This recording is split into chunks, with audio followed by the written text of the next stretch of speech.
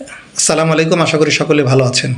হঠাৎ করে কোনো অপরিচিত মহিলার নাম্বার থেকে আপনার নম্বরে একটা কল আসলো এবং তিনি বললেন যে ভাইয়া বা আপু, আমার তো একটা সরকারি চাকরি হয়েছে, তো আমার চাকরির কনফার্মেশন মেসেজটা আপনার মোবাইলে গিয়েছে, একটা ওটিপি গিয়েছে। তা আপনি যদি সেই ওটিপিটা একটু আমাকে বলেন তাহলে আমার সুবিধা হয়। কম্পিউটারের দোকানদারের ভুলের কারণে দুই একটা ডিজিট মিস হওয়ার কারণে আপনার নাম্বার সেখানে ভুলবশত গিয়েছে। তো এখন যদি আপনি ডিজিটটা না বলেন তাহলে কিন্তু আমার চাকরিটা আর হবে না। এই বলে সে কান্নাকাটি শুরু করে দিল, অভিনয় শুরু করে দিল। আপনি তার কথায় তো গলে গেলেন এবং সাথে সাথে আপনার নাম্বারে একটা ওটিপিও চলে আসবে এবং সেই ওটিপিটা যখনই আপনি তাকে দিবেন, আপনার কথা শেষ হওয়া দেরি হবে না, আপনার কথা শেষ হওয়ার আগেই দেখবেন যে আপনার বিকাশ নগদ অ্যাকাউন্টে যদি কিছু থেকে থাকে সম্পূর্ণ জিরো হয়ে গিয়েছে।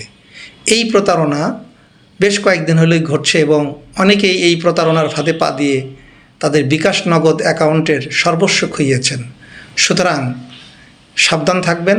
কেউ এই ধরনের কথা বললেই সহজেই পাতানো ফাঁদে পা দিবেন না। একটাই কথা, কেউ কোনো প্রকার কোনো লিঙ্কে ক্লিক করতে পারলে অথবা ওটিপি চাইলে ধরে নেবেন, মানে মোটামুটি কনফার্ম থাকবেন যে এটা এক ধরনের প্রতারক চক্র। কারণ আপনার নিকট কেউ বিকাশ নগদ বা কোনো প্রতিষ্ঠান বা কোনো সরকারি দপ্তর কোনো অবস্থায় আপনার নিকট কোনো ওটিপি চাইবে না। আপনি অ্যাপ্লিকেশন করার সময় বা যেমন ভ্যাট বা ট্যাক্সে যখন দরখাস্ত করেন তখন একটা তাৎক্ষণিক ওটিপি আসে, সেটা আপনার নাম্বারই আসবে। সেই ওটিপি আপনি সেখানে বসালে সেটা সমাধান হবে। কিন্তু আপনাকে ফোন করে কেউ বলবে না যে আপনার ওখানে একটা মেসেজ গিয়েছে, ওটিপিটা দেন। এই কথা বলা মানেই সেটা প্রতারণার লক্ষণ। সুতরাং প্রতারকের হাত থেকে বাঁচতে কোনো অবস্থাতেই এ ধরনের ফাঁদে পাতানো ফাঁদে পা দিবেন না। Voice of Atiqullah Arefin Rasel.